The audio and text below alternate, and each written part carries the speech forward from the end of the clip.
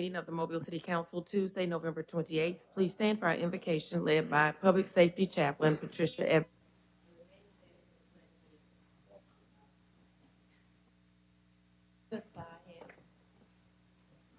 Let us bow our heads for a word of prayer. Most gracious and loving Father, we do thank you, O Heavenly Father, for assembling us here again, yet again this day. And so, Father, we just ask, God, that you continue to protect our city, God, continue to protect our police officers, our firefighters, God, and continue, Lord God, to lead our mayor, to lead this city. And God, we pray for our council members today, Lord God, that this will be a productive, peaceful meeting. In the name of Jesus Christ, I pray. Amen. Amen. States of America, and to the republic for which it stands, one nation, under God, indivisible, with liberty and justice for all.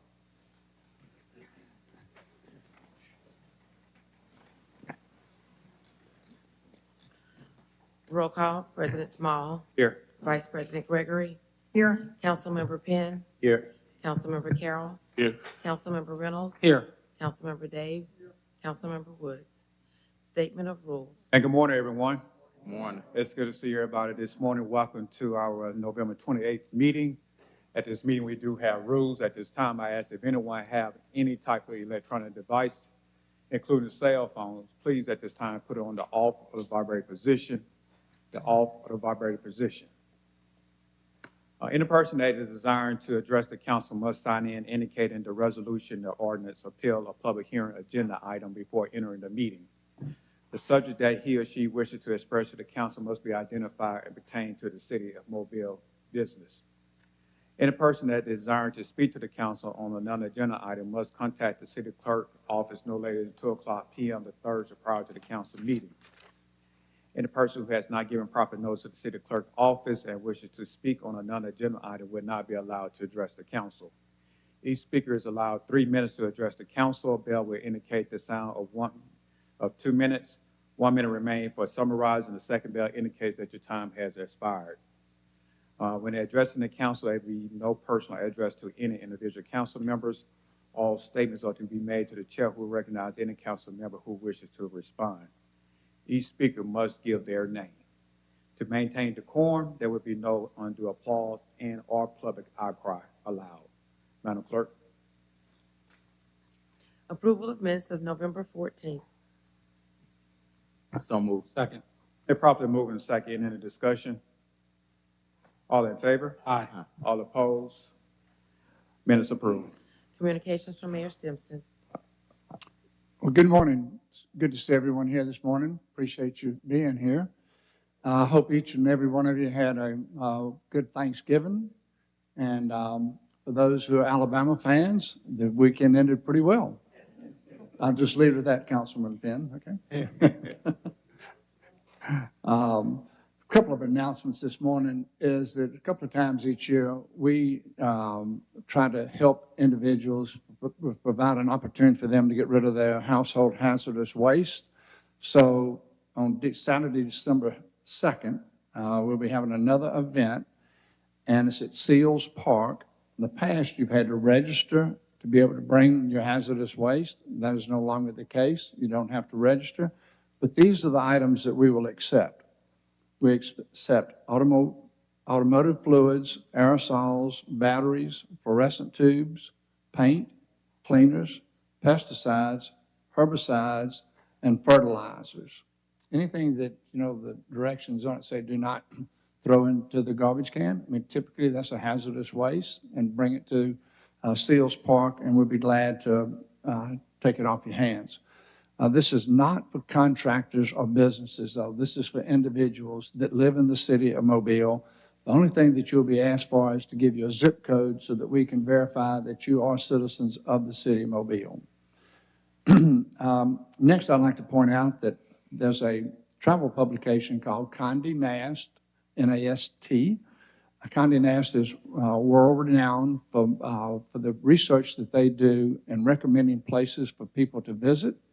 And so last week, The Condé Nast traveler named Mobile, Alabama is one of the best places to go in North America and the Caribbean in 2024. Our city was one of only 12 others showcased. That's a huge deal, which we know that there'll be people that follow Condé Nast and will come here simply for that recognition.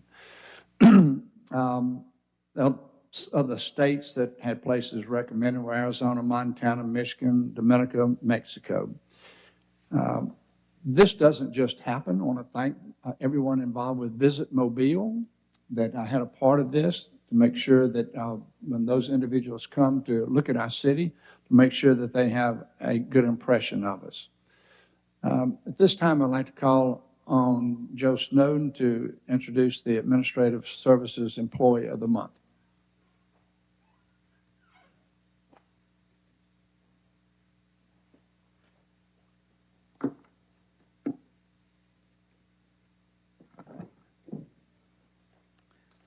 Well, good morning. Once again, it's my pleasure to introduce Brandy Montgomery as our November Employee of the Month. And it was no surprise to see her name several times as she was nominated for Employee of the Month. And finally, we're able to recognize all her hard work, her joyful attitude, and her can-do attitude to get things done.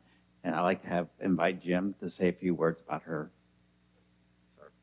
Thank you, Joe, President of the council and council members. It's a great honor for me to be able to stand and recognize exceptional performance, which should never go unrecognized by Brandy Montgomery. But she has worked for me as my administrative assistant, but she's not only had to do that, she's had to juggle as the administrative assistant for Candace Cooksey too. So if you look at the schedule of the chief of staff and the comms director, you can only imagine the nightmare it has to be at times for her to try to coordinate these different meetings. But she has always been poised and professional, no matter how much we put on her. She certainly handles everything from not only scheduling, but correspondence and making sure that they keep up with my emails, as well as Candace's emails. There hasn't been a single assignment, be it technical or correspondence or scheduling, that I've ever given to Brandy Montgomery that she hasn't completed and done so professionally, expeditiously, and just to the point. And so it's with great pleasure that I recognize her as the Administrative Services Employee of the Month. Brandy, thank you for everything you do every day.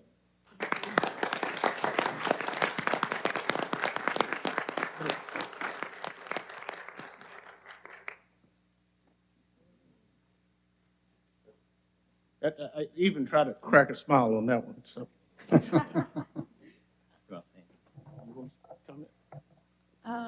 I would just like to say thank you for this opportunity. Okay. Congratulations. Thank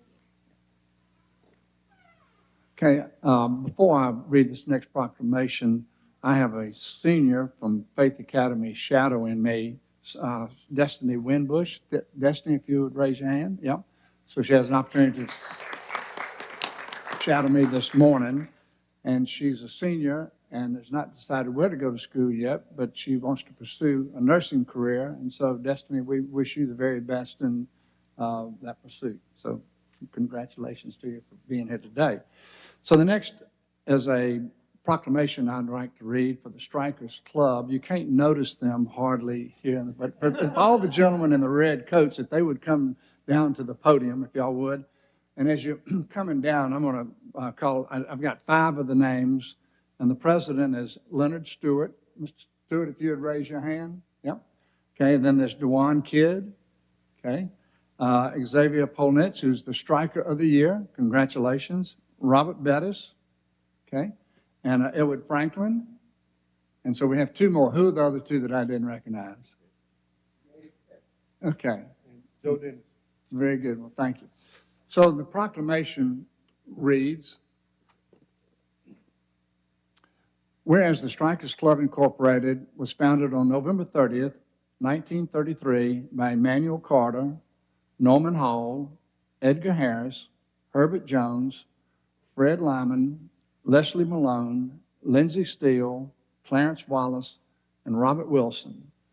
And whereas the Strikers Club members rally under the goals of friendship, charity, and service, And whereas the Strikers Club is thought to be the oldest continually operating African-American civic club of its kind in Mobile, and whereas the Strikers Club has trained over 1,000 debutantes and escorts, such as the Strikerettes and the Strikers Royal Court, who serve our local community via numerous community service efforts, including food distribution to families in need and scholarships to educational institutions such as Bishop State Community College and Mobile County Public Schools. Now, therefore, I, William S. Stimson, the 108th Mayor of the City of Mobile, do hereby proclaim November 27th through November 30th, 2023, as Strikers Club Incorporated Week. I don't know why they shorted y'all 2 days, but I'll see if I can't work that back in for you. Congratulations, and thank you for all that you do.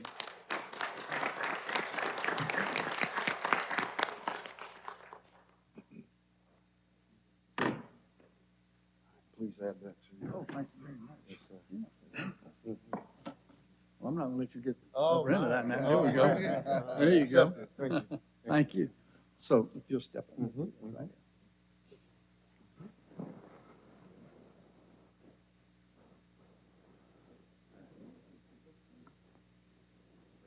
Want a couple of marks? Sure. Yeah, thank you very much. Good morning. Good morning. Wow, so I've been here before, and when I'm not able to come, I try to watch the stream online. I appreciate being able to do that, but nothing prepares you for the pride and joy you feel being able to come down personally and receive the proclamation. So, Mayor, thank you. Council, thank you for allowing us here.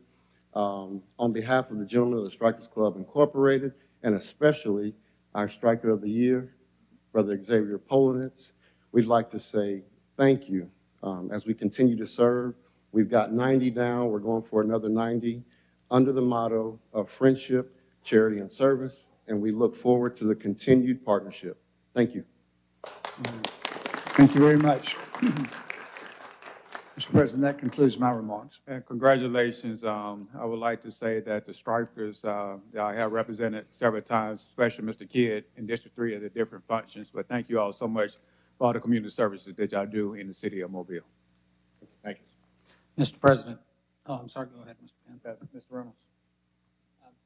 Mr. Penn. Mr. Penn. Thank you, Mr. President. And again, to the Strikers, thank you for the service that you provide to the city of Mobile. I had the opportunity to attend multiple events, and it's just amazing the type of service that you provide. I also see Coach Bettis, of course, was a coach at LaFleur High School, the greatest high school in the world, and he used to talk about my writing that I wrote so small all the time. But it was because of his teachings. He used to read the newspaper all the time as well. And that helped me understand about the importance of understanding what's going on in your community. And so it's leaders like that that's so vital for our community. So I commend you, Coach Bettis, and thank you for all the things that you have done for our community and the service that you provide to our students. Mr. Reynolds. This is regarding the tall students. We've got some special guests here today from the Southwest Mobile County Chamber of Commerce, one of which is Miss Tina Peru, the executive director, and she's got a whole bunch of students with her participating in the tall program. Tina, do you mind coming to the microphone and introducing the students? Tell us a little bit about the tall program, if you don't mind. Yes, the TAL program is an organization with the Chamber, a leadership academy that we offer. Students have to apply, and it's a rigorous process to get involved with the academy, but we're teaching them to public speak, so can they introduce themselves? Absolutely. Okay. This class, there were 90 students that applied, and only 11 were able to join into the program, but we use businesses locally to mentor them for 1 year.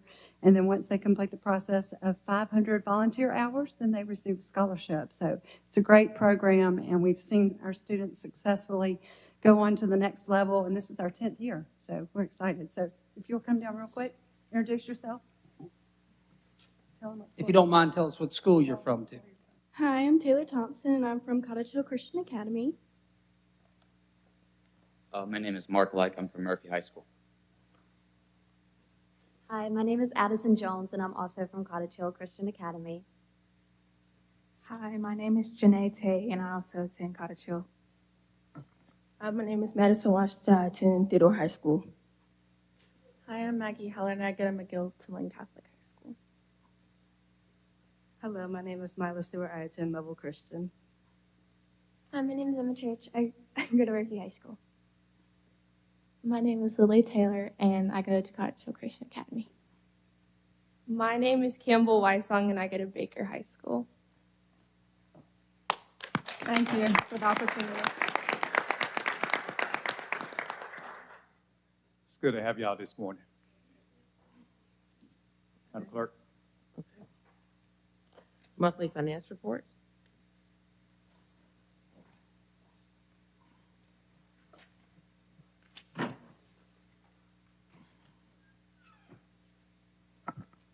Morning, Mr. President and Council. Morning. Our total revenues for the month, we were at 21.2 this month of October, 21.2 million. Expenses were 19.5 million, leaves us with positive 1.8 million. A couple of standouts there were sales tax. Local sales tax was down $1 million. The seller use tax was up $1 million, so we were pretty much flat there. And on the expense side, we did incur the $2.8 million that we have with Ladd Stadium.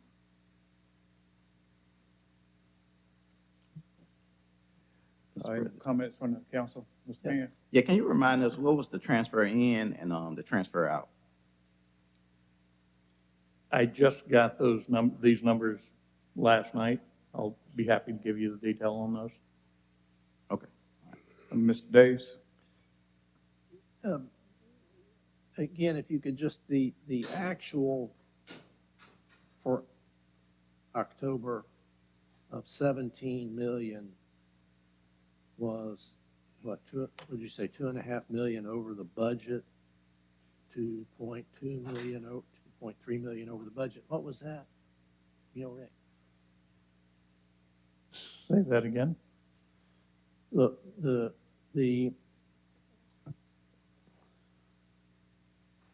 so the budget for October was in expense 29,863,000. Yep. And the actual was 17 million. So we had a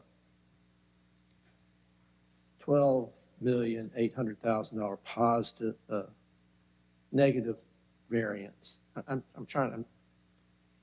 That'd be a positive variance for the expenses. We spent less money in October than we had budgeted, right?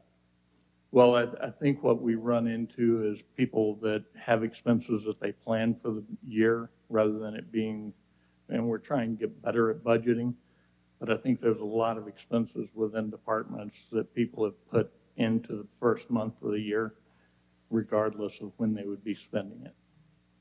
Thank you very much. Anyone else from the council?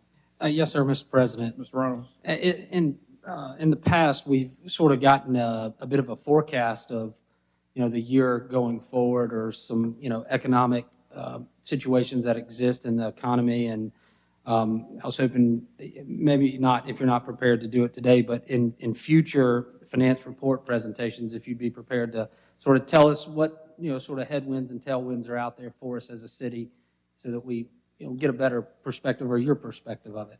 Okay, I'll be happy to do that. All right, thank you. Anyone else from the council? Thank you so much. Adoption of the agenda. Mr. President, if I could just go back to Mr. Reynolds' comment. If there's any shortage in the information provided by the finance director, it's probably my fault.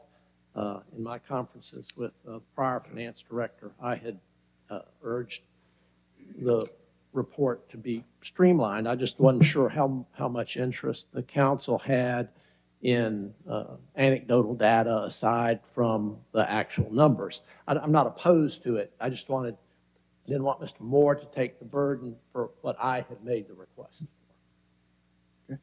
All right. Thank you. So move on the adoption of the agenda. Second. And properly moving and second. Any discussion? All in favor? Aye. All opposed? Agenda is adopted. Presentation of petitions and other communications to the council. Christian Miller.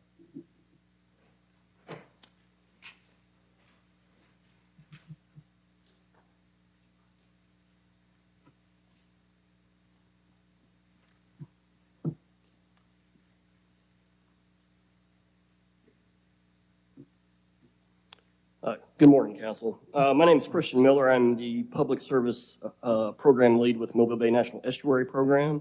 Just wanted to come talk to y'all a little bit about our ongoing Western Delta Watershed project and basically just raise awareness and hopefully get y'all to help us in that process. So this is our watershed planning process. Y'all are probably familiar with some of the other efforts with 3 Mile Creek and Dog River, but basically this is an EPA approved planning process.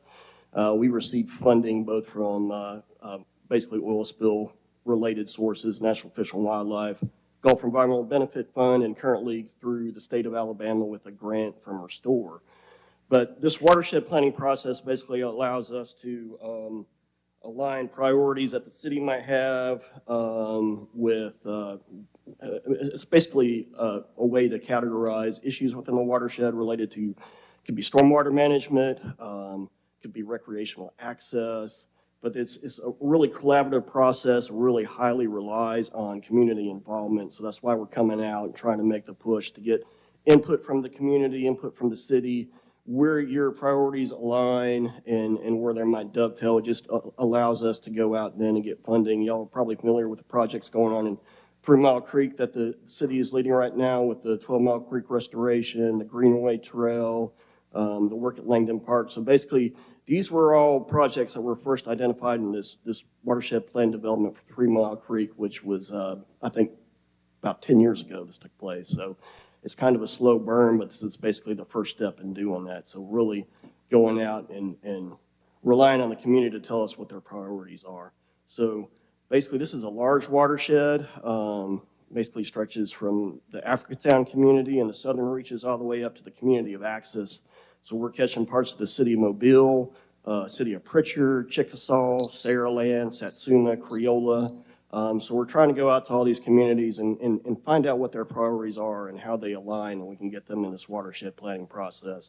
So we've been handing out some informational flyers. There is a community input survey that's attached to that. So we could get these to y'all in electronic format if y'all could help us spread these out through your individual email listservs, newsletters, and things like that. That would be helpful. But basically, we just want to make y'all aware of this and encourage involvement. This is a project that's being led by Ephraim Environmental Consultants with support from Thompson Engineering and ESA, but this is about an 18-month process. We're kind of in the middle of it right now, information gathering phase.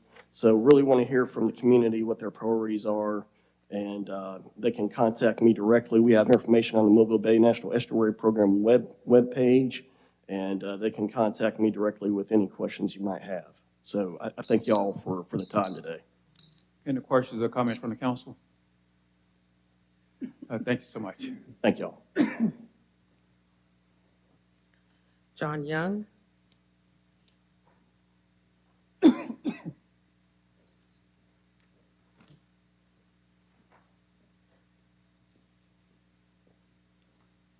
Don't start until I speak, Ms. Lambert.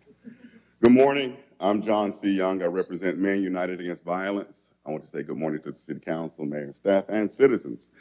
A year ago, we formed Men United Against Violence in Mobile because we realized that there is a serious problem with gun violence in our young people. So we started an annual rally last year in November. This year's December 2nd is upcoming Saturday at 8 a.m., and we'll meet at St. Francis and Conception Street in front of the temple. And it's just a reminder of the citizens of Mobile what family does in the foundation of young men and young women in our city.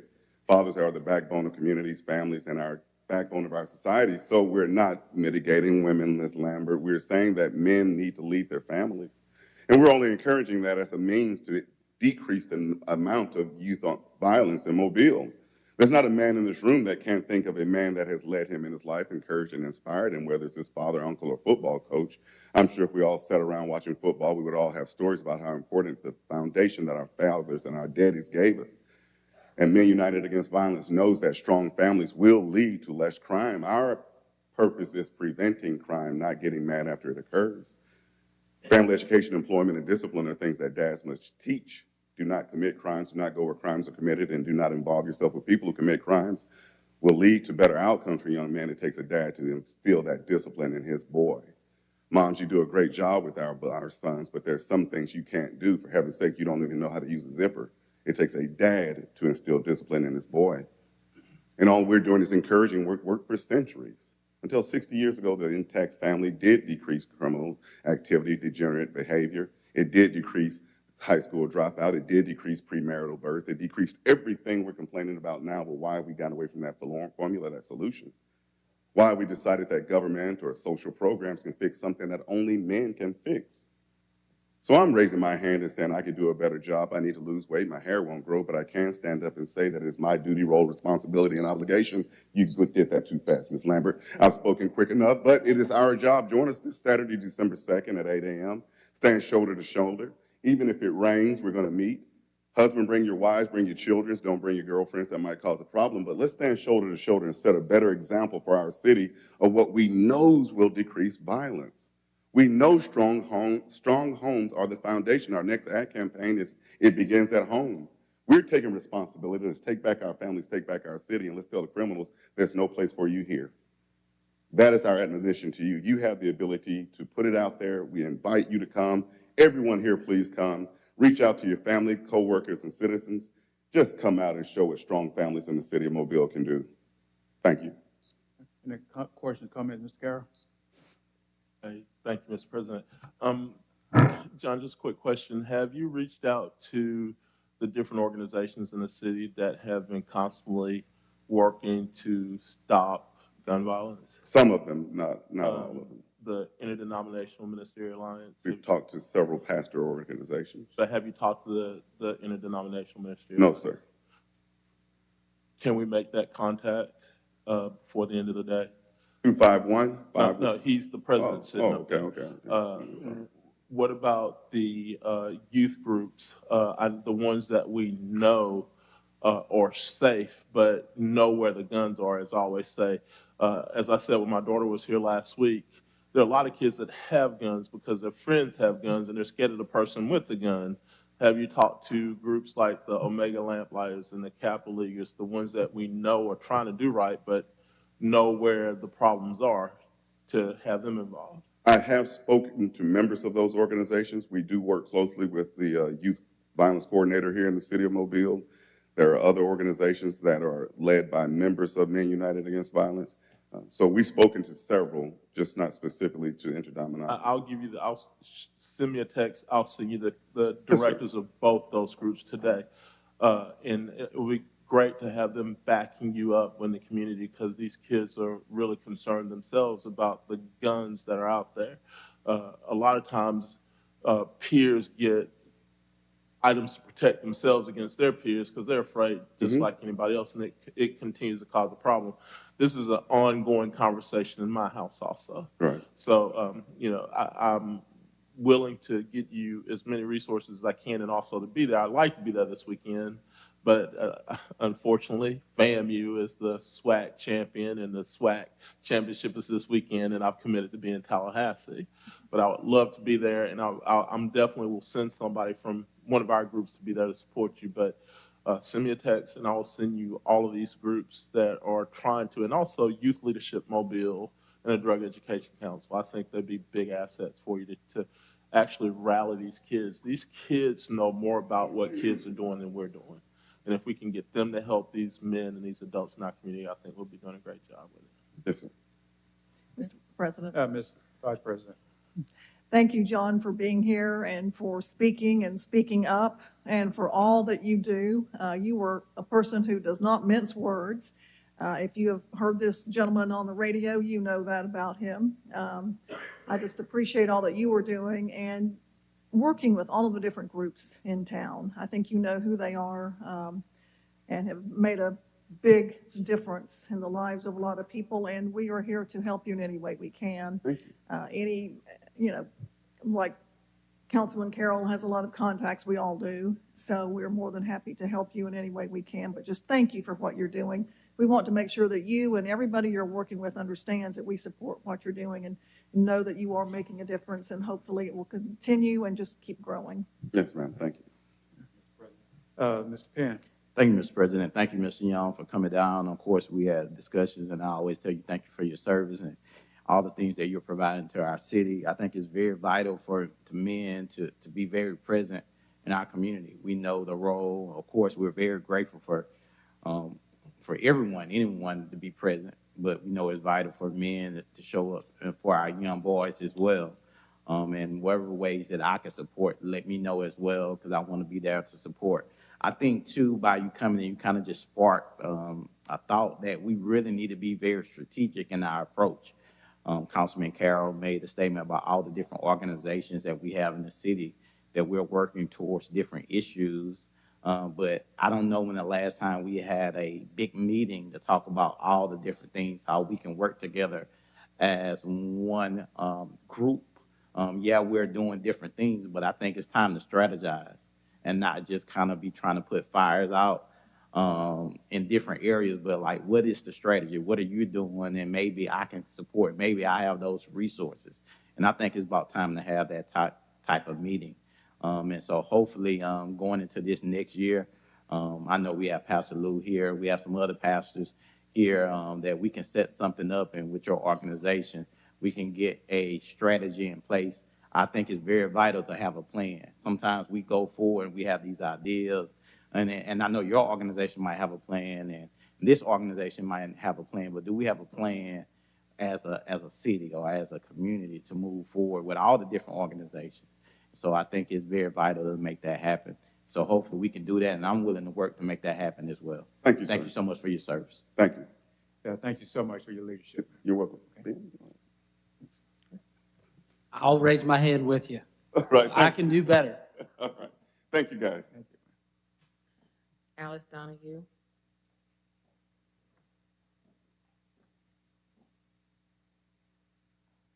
Hello, this is the first time I've ever done this, so you'll notice. I run the NAPCO Community Outreach, so on 1366 NAPCO.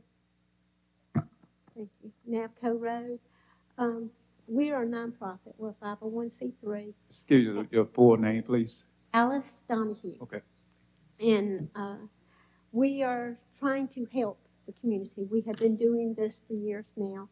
We feed the homeless. We've got people living in cars, in the woods, in sheds, in vacant houses. We feed them. We give them clothes, blankets, tents, whatever they need. I take their clothes home and wash them in my washing machine and bring them back to them because they like their clothes. And we are asking for help for funding because we had a fire in June. I don't know if you saw us. We were on the news, and we were pretty much gutted. So we're dependent on, we get bread and canned goods and furniture and blankets and anything we can get, and then it goes right back out the door. So we're asking for help that can pay the rent, the utilities, and all that. And we don't have any salaries. Everybody's volunteer. We take in anybody that wants to come and help us. And then we try to get them extra help too. If they need, some have mental help, some have physical help, and we get them the help they need. So if we could get any kind of funding, Miss Sabrina Mass has been out there several times to help us and try to get us set up on different things. And right now, a lot of our sponsors that have been helping us have backed out because their funding has got low. We were backed by churches and a few businesses, and they're not doing good, so now we're not getting the funding. So I took pictures of a little bit of the food stuff that we do have, blankets, clothes, and like I said, if we could get any kind of help whatsoever. Thank you so much for coming down, and so sorry about the fire. Heard about the fire, and glad that your dog was safe. Yes, yes, she's at the back in my yard now. So But we was anticipating of you coming down, and Mr. Roberts, he has some programs that you all can apply for. Okay. There are some federal programs that will help to assist you exactly what you need and everything. But if you can talk to the gentleman that's in the rear, he'll take care of you. I appreciate it. All right, take care now. And thank you for your services. Madam Clerk. Pamela DuBose.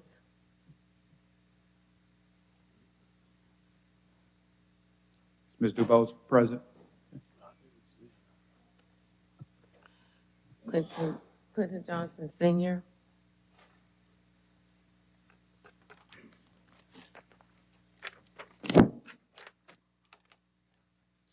Good morning.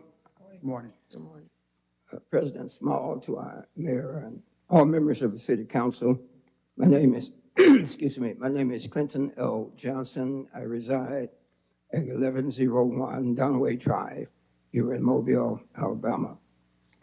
I've come before you because I have been shaken with immense concern regarding police actions as it has unveiled in our community.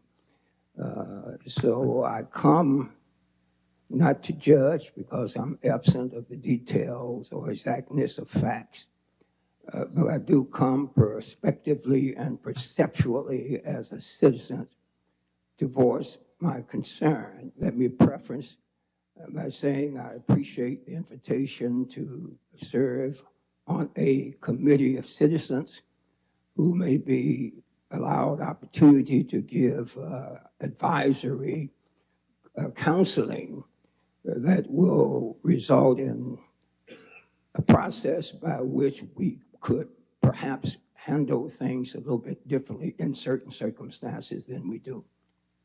I like to think that there is a measure of logic and wisdom that precedes all actions. And certainly we expect that of our police department. We are aware of the difficult task that they must engage, the challenge that is before them, the criminal element, the potential danger. Yet we do not forget when it comes to our policing institutions in our cities, we as citizens think of protecting and preserving. There is no process by which life can be restored to one whose life has been taken, and then perhaps, maybe in some circumstances, needlessly. The incidents, particularly with the young man who was killed, I understand, maybe 16 years of age. Let me put a picture with you, Mr. President, if you will. I don't have a habit of having to go to my door at 5:30 in the morning. It's probably my normal custom is to be in a relaxing state of sleep. Once shaken by perhaps knocking, the immediacy of the awakening process does not unfold because the sleepiness is still there. Neither may I be necessarily consciously in tune to accurately appraise my surroundings as to who or who may not be at the door. So I may not even hear you identify yourself. I certainly have no ability to determine the amount of time you have chosen that I must come to the door before you take action. Pastor, 1 second. Can I get 2 council members to agree with me to give him 1 extra minute? I will, Mr. President, in this case, noting that he's a past council member, I extend full courtesy to you. Complete your statement. Thank you. So neither am I necessarily aware of a time restraint that you have instituted as a rationale for your moving in your circumstance. I'm oblivious to what your thoughts are. On the other hand, given ability to have protective measures in our homes and guns and all that, we have a right to protect our homes and our families from intruders that might be perceived as intruders and not known to be policemen. And if you came to my place and knocked early in the morning, it probably would take me a while to awake. And if you burst in with boldness and loudness, I'm going to grab my gun too. Not because you're the police, but because I don't know who you are. And because I have family in the house and I'm concerned, my life may be lost needlessly. Furthermore, not to justify the usage of any drug at any level of usage or nature or kind, but we didn't pursue the mafia. We didn't pursue the drug ring. We didn't pursue the people who really supplying the drug.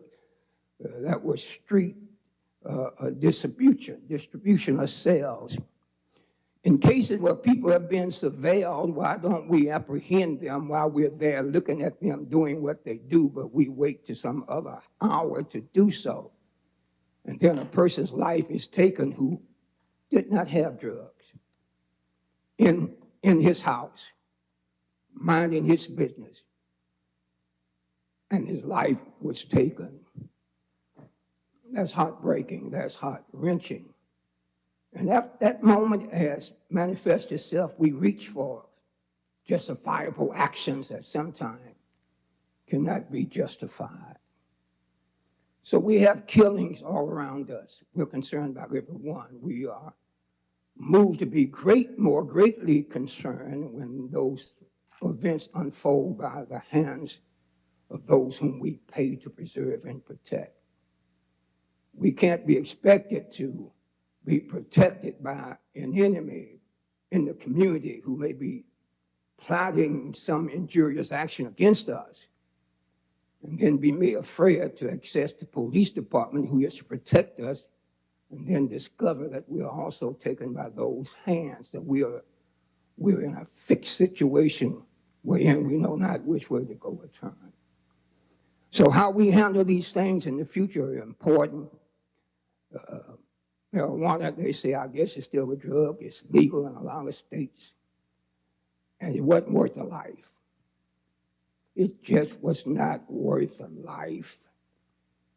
So we got to think twice, because all of the justification doesn't change the circumstances. Some mother's heart being broken, some life being snuffed out that may have potential.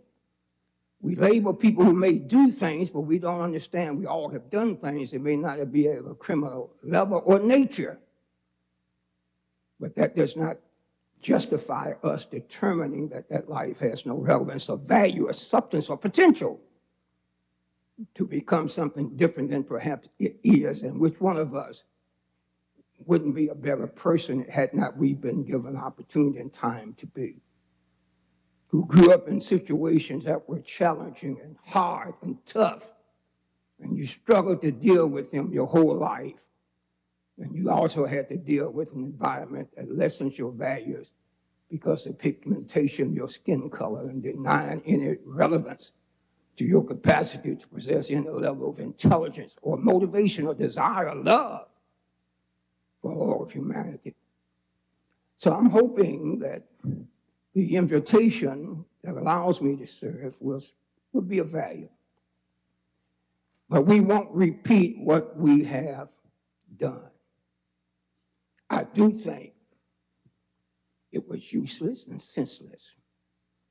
I do think we could have employed another process. We had a SWAT team, swatting flies. A SWAT team for a level of drug involvement that cannot be justified no matter how you attach the word illegal. I want you to think about that. As people who make decisions, who act, who involve yourselves in people's lives, be mindful that your life is valuable, and also that person. And you have a right to protect yourself, and you should. Anytime you feel threatened to the degree that your life could be in peril. But sometimes if you fear the very community that you would protect, you go in fear, and that fear causes you to be in a state of readiness to react in a way that you otherwise might not. So let's be men and women of intelligence and conscience. And those of us who call ourselves Christians, let's be practices of the faith and not just word users, so that our life reflect the essence of the substance that we proclaim that we are, that the proof is in the pudding. And I close with this. Jesus said, let your light so shine that men might see your good works. The shining light is a life.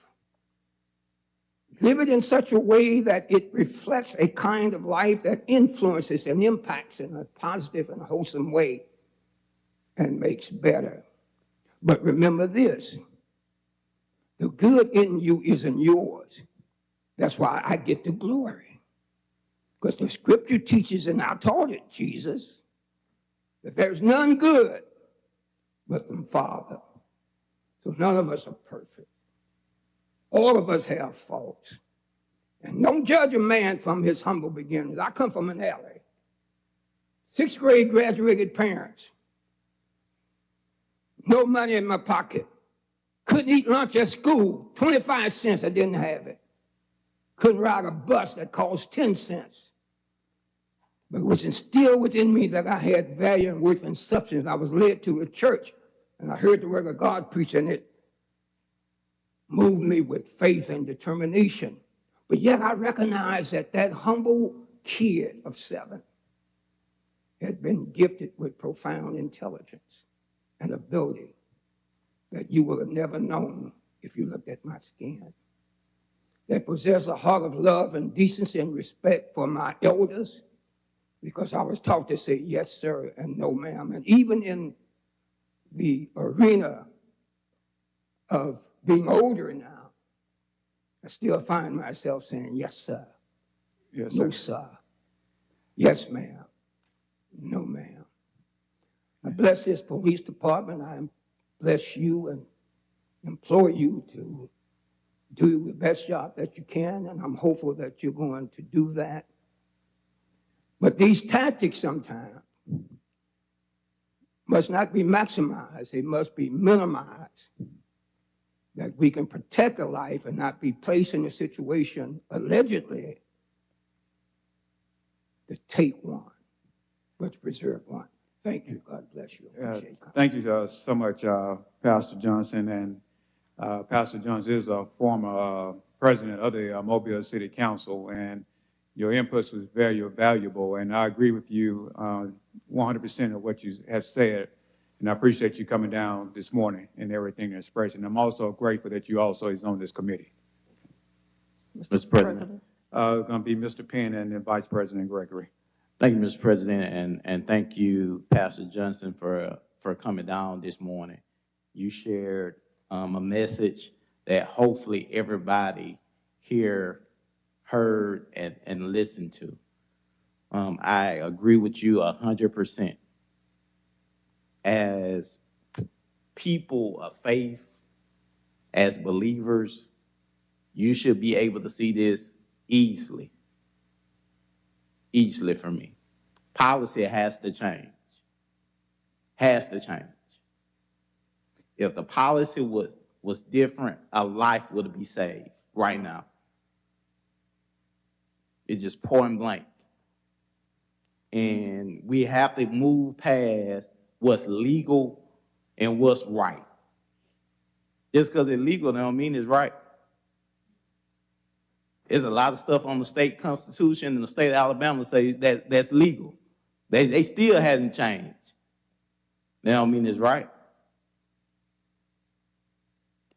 So we have to get to a place and understand that policy has to change. And I'm requesting that it change. I'm requesting that we don't have those pre-done raids, and I said it before, for crimes or for marijuana charges. It's ridiculous. It's ridiculous. It should be a policy in place for that. It just don't need to be a temporary ban. It need to be banned, period. That's what I'm requesting. And we as a community has to get past that. It's not just when situations like this arrive, it's not a community attacking a police department. It's attacking the situation. No one is saying the police department is everybody. I have family members that are police officers. I have friends. I'm not saying they are bad. We're talking about this situation. We're talking about that this need to be changed. And when you have policies in place, then you can protect those officers that are doing good. This is a very difficult situation, and we can't just push this on the rug. And it's not going to be a kumbaya, and it's going to be challenging conversations that we have to have as a community. We have to talk about it, and we can't be afraid. So, Pastor Johnson, thank you so much for coming down. It's definitely needed, and I'm requesting that these things be changed. Thank you, Mr. President. Vice President. I can't let this moment pass without saying hello to my friend Clinton Johnson, who I was honored to serve with for at least 2 terms. It should have been more. Clint, hated to see you go. You are a special man, a special friend, and I just appreciate your willingness to serve, to work through whatever changes the committee comes up with and needs to be done. So thank you for your expertise and your willingness, and it's always good to see you down here. Mr. President. Mr. Chair. Clint, I guess I've earned the right to still call you Clint, Reverend Johnson. I sat next to you for 8 years, and I always remind people of the first 3 gray hairs I ever got were caused by you and Fred Richardson in y'all's ongoing debates, keeping me here late at night, trying to align my thinking and trying to tell me to get a few more miles on me and I would understand, or to the point where I had as much gray hair as you guys did, I would have a little bit more wisdom. But I've got quite a few gray hairs on my chin now, and I kind of understand a whole lot of things a little bit different. So let me add to what you just said about accountability and responsibility. Even when we change policy, the leadership that implements the policy has to also have the refrain to know when it's appropriate to use the policy in certain situations. Our leadership cannot be at risk to the public servant or to the public service itself. Our leaders have to know when to refrain in the use of policy. And when leadership is at the point to where decisions are made that are inappropriate to the public service or to the public trust, then we may have an issue to also, or an opportunity to also make corrections if and when they are needed, and not to point a finger to say they are needed or they may be needed. But with policy, when you are the captain or you are the commander or you are that person that is enforcing policy, we have to be able to make sound decisions in the command structure to make sure policy is used accurately. Thank you, Mr. President. Madam Clerk. Alex Lofton.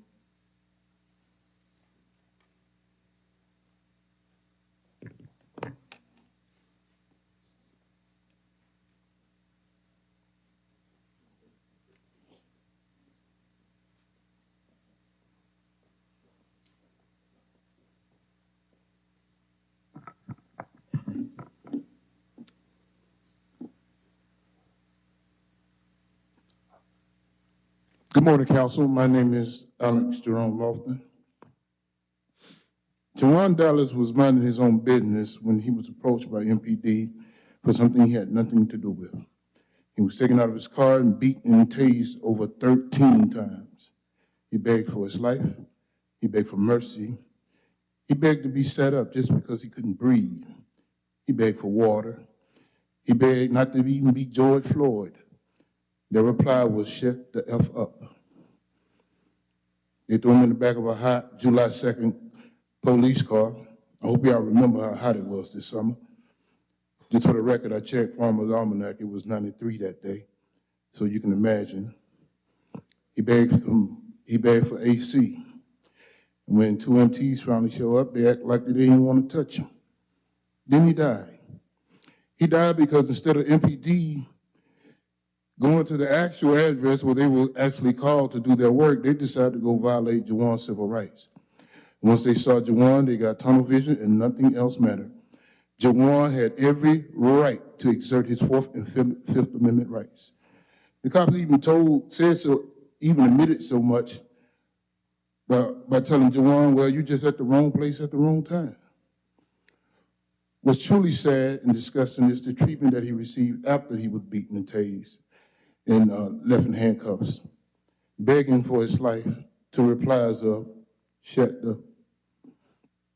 Now MPD is trying to cover up by burying it along with the other 3 snuff films they've accumulated this year alone. But in the interest of public safety, it is critical that the citizenry get an opportunity to witness these body cams. Let them see what MPD is trying to pass off as proper police work. The whole thing about body cams was supposed to be about transparency, so the community can feel safe about their police departments, not so that they can hoard them away and control the narrative every time a bad cop abuses his power. One even spoke in the aftermath of Jawan's death that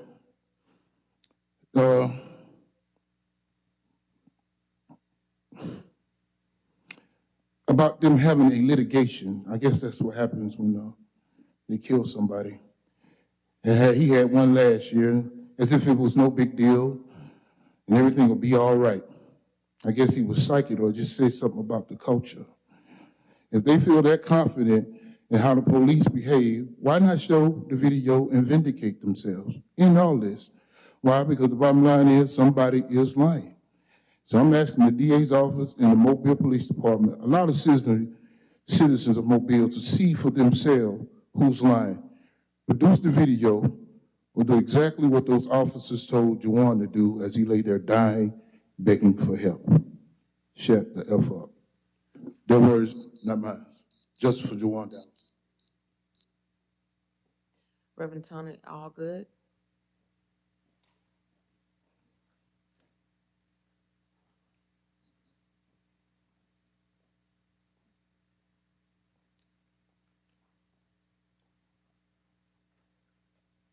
Good morning. Morning.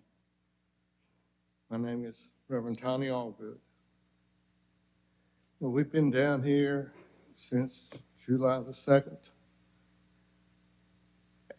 asking for the family to be able to view the body cam. They did this past week, along with their attorney, and it was absolutely horrific. Brother Lofton has mentioned some of the things that happened on there. The attorney said it was worse than the George Floyd incident. Now, what happened with George Floyd?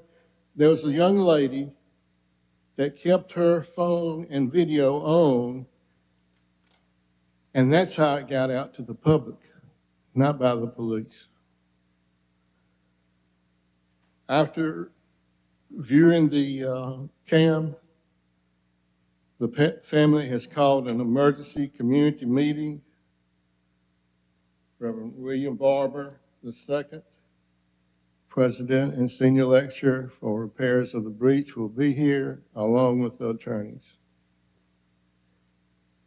I agree that this video should be shown to the general public. If you've got nothing to hide, if you want to be transparent, show it. Very disappointed in the response from the city after the family had viewed the video, saying that there was no sign that the police did anything wrong, that he died because he had drugs in his system or an enlarged heart. If I'm walking down the street, mind my own business, and I'm attacked by 2 people and I have a heart condition and they cause me to have a heart attack and die, I've been beaten up, people would say that would be illegal. What we had here was a gang attacking Jay Dallas. We're calling now on all the ministers in Mobile. This needs to be one of our top priorities to see that the citizens of our community, all citizens, feel safe and protected. People don't feel that way now. The woman that was caught on the, her voice was caught on video being taken of the young man that had mental challenges, who was killed by the police. You know what her response was? They're killing us. And that's the way people feel. It's no sense in it. Justice for Jay, and justice for everybody who's been beaten and brutalized and killed by the police who are supposed to serve and protect. Thank you, sir. Latanya Thompson.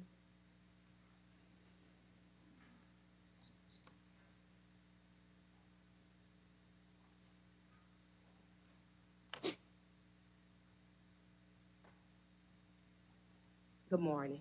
Morning. My name is Latanya Thompson. I'm also here for Jawan Dallas. Jawan Dallas was my nephew.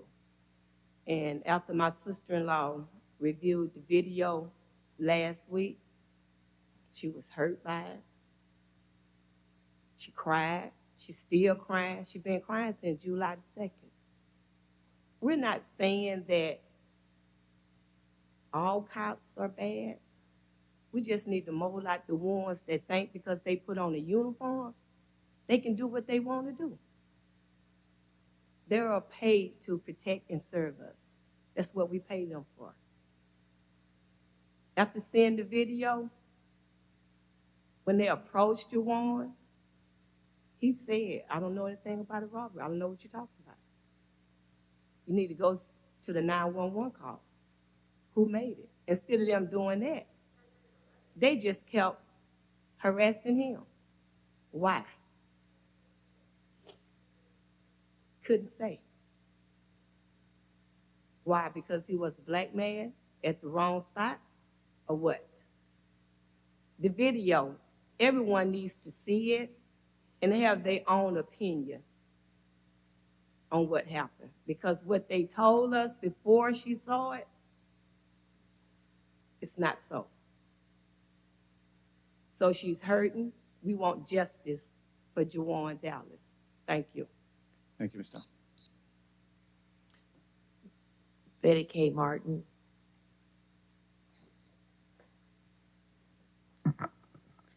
Good morning. My name is Betty K. Martin. I'm here to speak on Jawan Dallas. So I'm just wondering why the police say one thing happened, but the video showed something else to the family. Why is that? Why can't everyone see the video? Have y'all seen the video? So if they should at least show it to the public, show it to y'all, somebody else, so that we can see. It's not fair what happened. It's not fair that the officers are back on the street. I don't think that all police are bad, but I do believe that there are some individuals that should not be there. That's all I got to say. Thank you. Carrie Williams.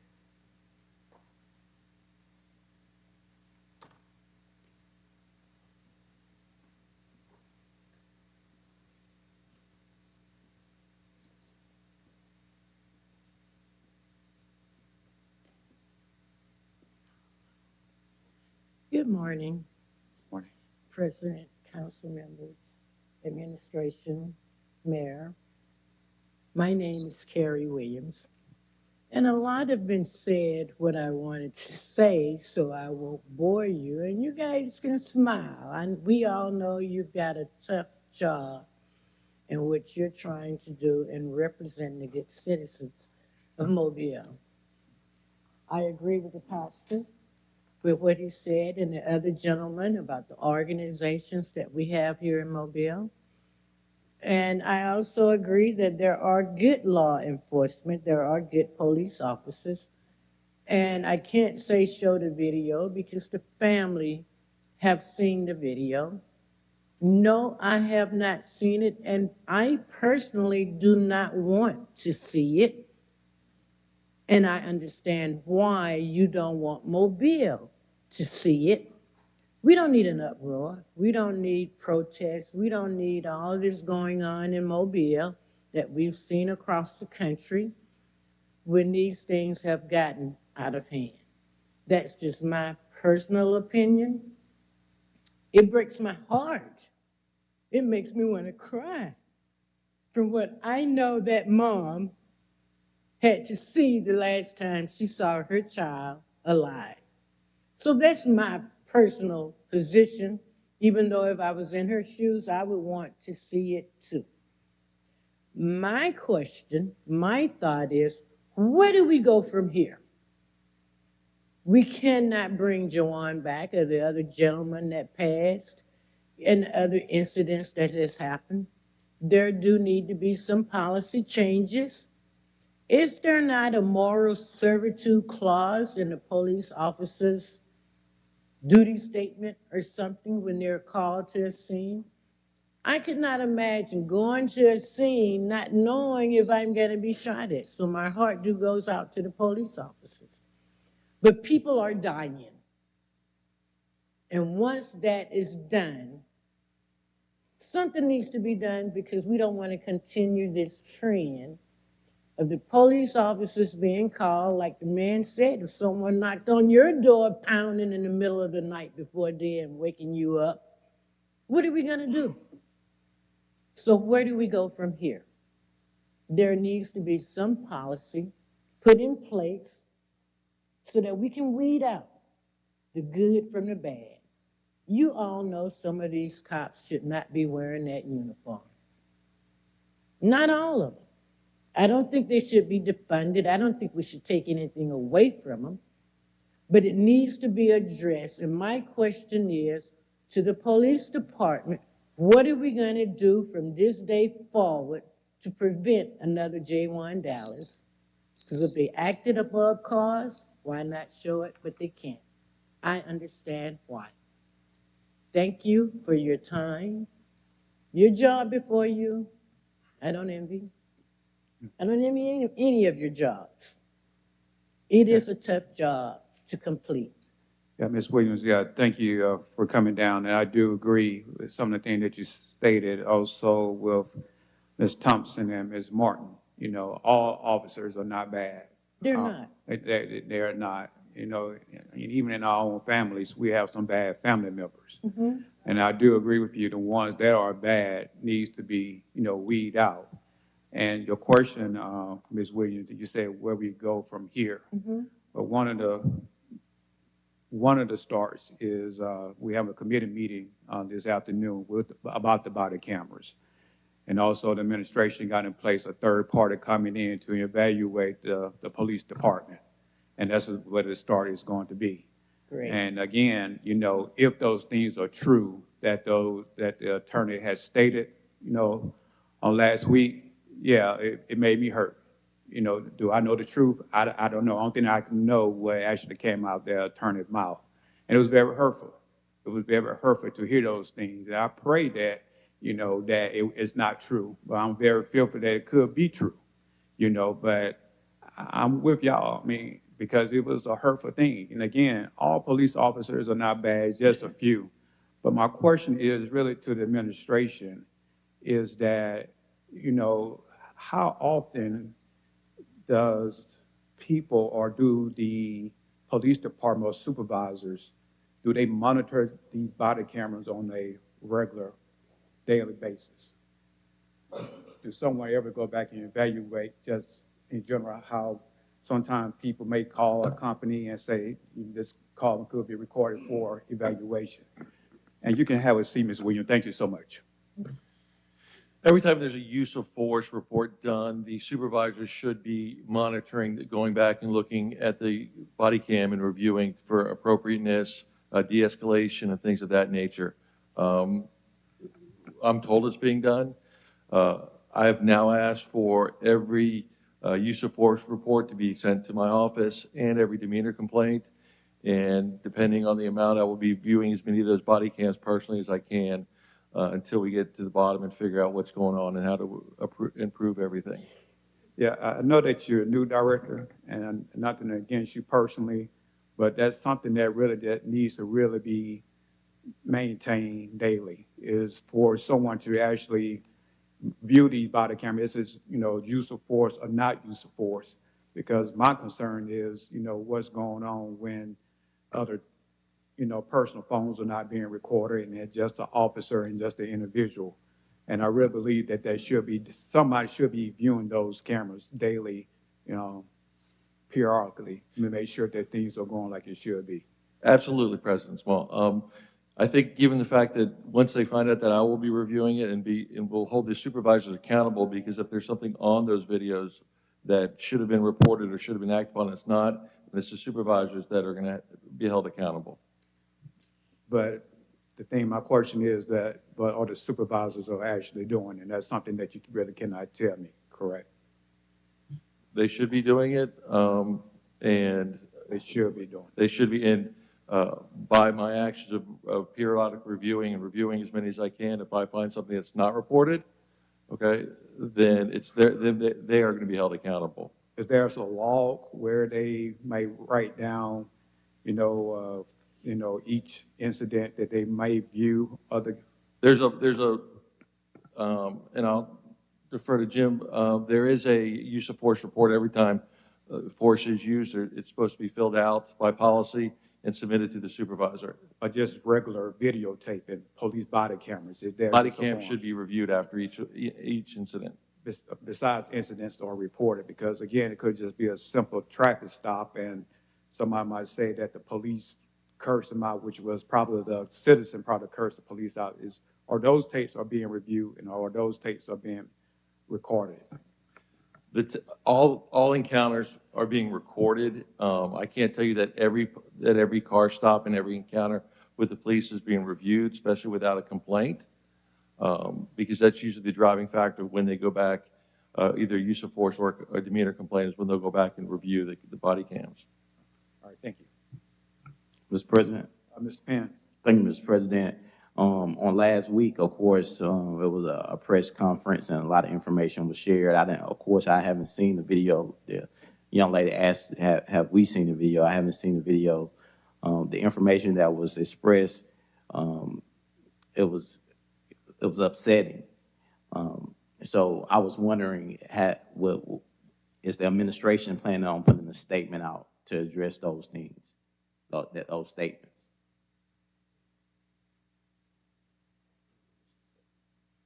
Mr. President, I can do one of two things. I can either address those issues point by point, or I can deal with it with you all at another time if you want to ask questions and the like. It's whatever your pleasure. Mr. Penn. Okay. So of course, it was a lot during that whole time. I don't have all those things written down, but the whole press conference, it was definitely a lot of information. Even all the speakers that came down here stated, was bad. I don't know how true those statements are, but of course, it was disheartening. And I think is of course, and I said it early, even with the young man that was 16, just because something is legal don't mean it's right. And so just wanted to make sure, because I haven't seen the video, just because someone give the information, I just wanted to make sure it was going to be a statement to address that was given on last week.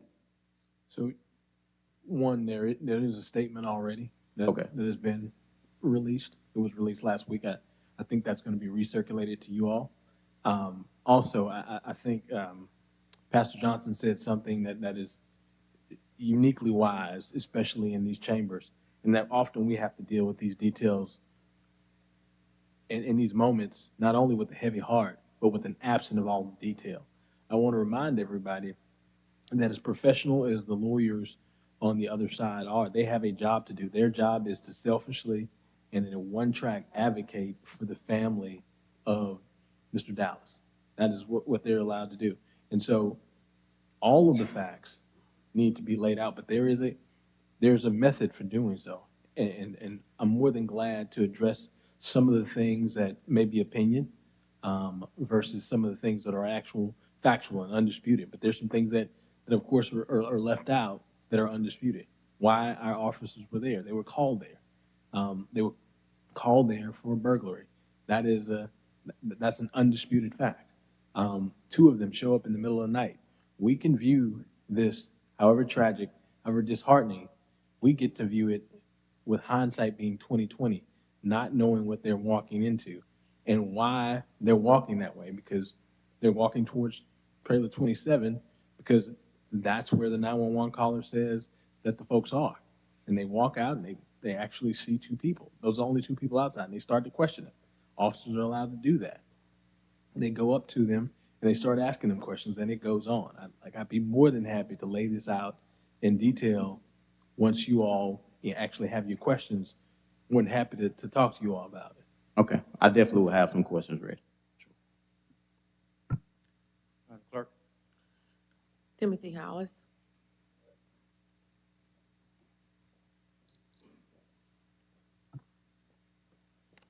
Timothy Hollis. I don't have no speeches written out today because this is straight from the heart. Mr. President, how many bodies does this administration have under its name? How many times has someone been murdered by the Mobile Police Department under this administration? Furthermore, how many times has that victim been an innocent suspect?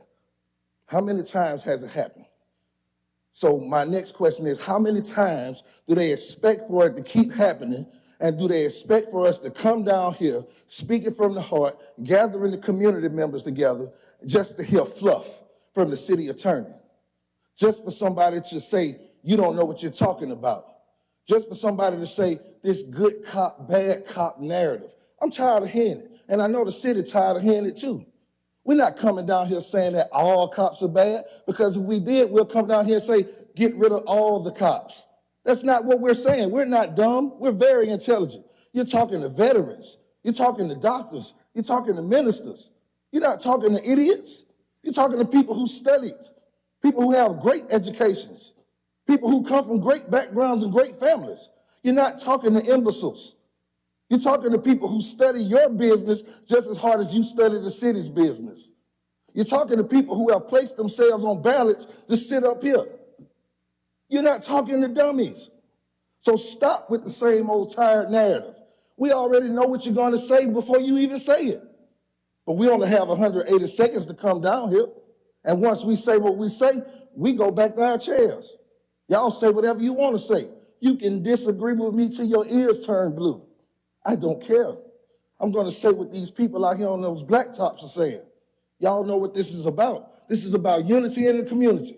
And it's about the community coming together when there's a problem going on in our city. This lady has been coming down here since July 2nd. I would have got on the issue, but I was illegally banned from speaking in these chambers on July the 2nd. I was banned July 1st on my birthday, a whole month. Couldn't come down here and say anything about the Dallas issue. Then for the mayor to get on the TV and act like nothing's wrong and act like the police did no wrongdoings, then we don't know who these killers and thugs are out here on these streets. So now everybody that's brown has to drive with precaution. Then you have 3 of the victims this year. They weren't even the correct people. There's outrage. That's why we're mad. That's why we come down here like this. But then we'll be the bad guys. And then you all will sit up here and you all won't put any teeth into the legislation. You'll just do it to make it look good for Mayor Stimson and Ricardo Woods. And at the end of the day, we'll all be the ones that are sobbing. We'll be the ones that are upset. And I don't care if it's not what I signed up to speak on. It's what needs to be said. Thank you.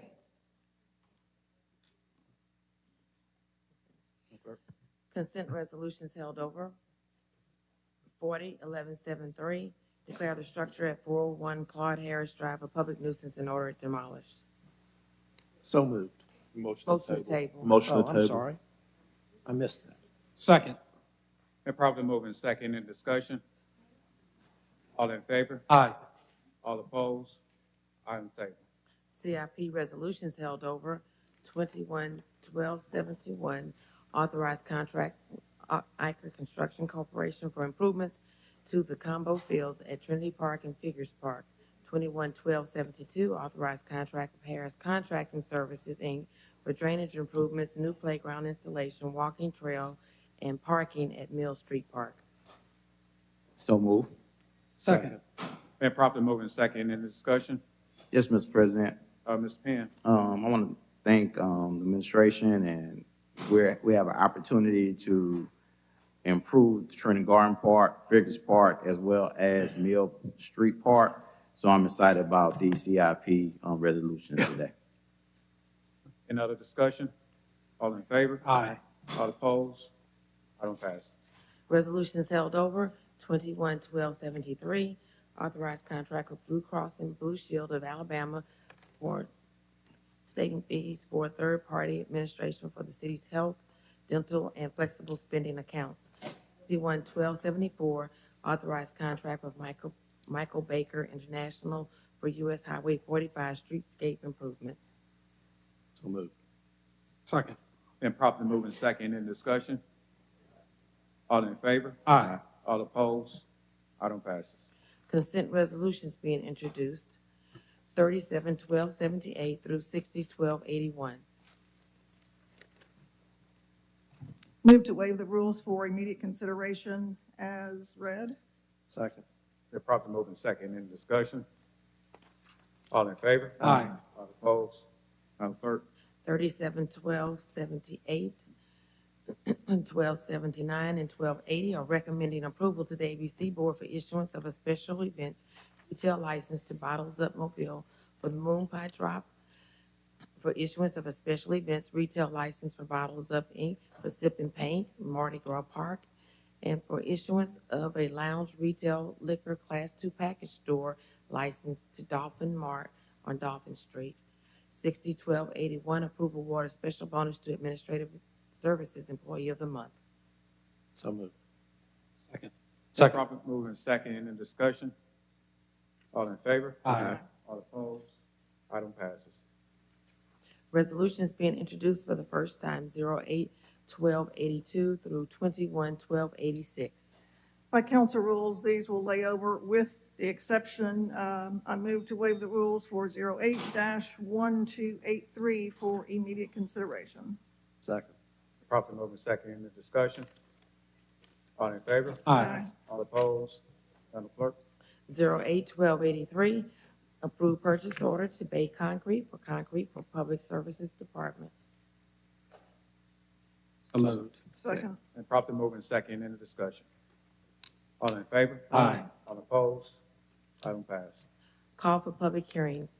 41-1287, call for public hearing to rezone property located at 1065 and 1067 Schillinger Road South from R1 to B3, scheduled January 2nd.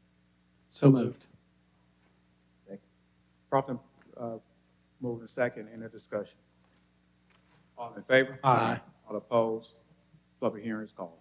Announcements. District Court, Councilman Reynolds. Thank you, Mr. President. I want to tentatively announce a community meeting that I'm going to be having for the Cypress Shores community. We haven't confirmed the location yet, but it'll likely be at Cypress Shores Baptist Church. This meeting will be regarding a major drainage project that has been long needed in the area. It's going to involve several $1 million. We have bid it out and want to roll it out to the community. So those who are listening, be looking for the location to be confirmed, but December 19th is the date at 6 p.m. Thank you, Mr. President. Thank you, Mr. Reynolds. District 2, Councilman Carroll. Thank you, Mr. President. Let me take this time to wish Miss Earlene Dembo a happy 100th birthday. Ms. Dembo has been a giving community member to the Down-to-Day Bay community for an extremely long time, a strong member in Prince of Peace Parish, and continues to give to our community. So let me say happy birthday to Ms. Dembo. Thank you, Mr. President. Thank you, Mr. Carroll. District 1, Councilman Penn. Thank you, Mr. President. On this past weekend, we had a great time in the Tomaville community. The Tomaville LaFleur Association hosted their annual alumni weekend. Over thousands of people came out to celebrate in the parade. I was the grand marshal. And of course, I had the opportunity to sponsor the parade, and it was just amazing. We had a great time, food. We also had Thanksgiving and was able to celebrate with friends and family in the Tomerville community as well. And again, I want to thank everyone that was a part of it, the Tomerville LaFleur Association, the executive board. I want to thank the administration for helping out with cleaning up and just being very supportive of this event. So thank you to the community. Thank you to District 1. And I'm excited about the rest of the year. Thank you, Mr. President. Thank you, Mr. Penn. District 5, Councilman Days. District 7, Vice President Gregory. Thank you, Mr. President. I appreciate that. Coming up this Sunday, in Districts 5 and 7, a combination thereof, there will be Christmas on the Hill, which is an opportunity to come out and shop on Sundays. The stores will be open, a lot of food and entertainment offered as well. And this is a way to get your Christmas list started soon, to be able to check off those items. And again, a lot of local vendors and retailers will be out Sunday from 1 until 5, Christmas on the Hill. You can walk up and down Old Shell Road. Santa Claus will be there, so a great opportunity to get out and enjoy the weather, hopefully, and do some shopping. Speaking of Christmas, my annual meeting is coming up next Monday night, December 4th, at the Mobile Museum of Art, 6 o'clock p.m. We will recognize the community action groups and homeowners associations, as well as other community groups at this meeting. We will have food and entertainment, a great time for fellowship, and to meet several members of the administration, so I look forward to everyone being there. Thank you. Thank you, Vice President Gregory, and to the citizens of District 3 on this coming Saturday, December the 2nd. Revitalized DIP will hold its third annual festival. This will be located on South DIP in the Gulfdale area. This is a community event, and there will be a car show along with foods and vendors and music and fun for the kids. Again, this is the third annual event. Because of the potential rain Thursday or Friday, they will make an announcement if they have to do a postponement for a rain date. So just look out at their Facebook page. Again, this is Revitalized DIP. But right now, we are scheduled to have this event on this coming Saturday, start at 9 o'clock a.m. and end at 1 o'clock p.m. in the Gulfdale community off of DIP. Again, this is the third annual one, and it's a great event. Also, our community fellowship for the holidays will be held at the Pillars Middle School on Tuesday, December the 12th at 6 o'clock p.m. We will have plenty of food and fun and entertainment. We're asking citizens to bring in socks for the elderly that's at a different nursing homes in our district. Again, it's not required to, mandatory that you bring socks, but we are asking, citizens to bring socks, but we can spread love, Christmas love throughout our district with the elderly. Also, on December the 16th, will be our parades of threes, Representative Barbara Drummond and myself, and also Representative Adeline Clark. This is our annual parade of threes going up and down DIP, starting at BC Rain High School and at Pillars Middle School on December the 16th at 2 o'clock p.m. Spreading the word, one of the best Christmas parades in the city of Mobile. But anyway, inviting all the citizens, not in District 3, but throughout the city of Mobile. Do we have anything from the administration? Motion to adjourn. Properly moving second in discussion. All in favor? All opposed? Meeting is adjourned.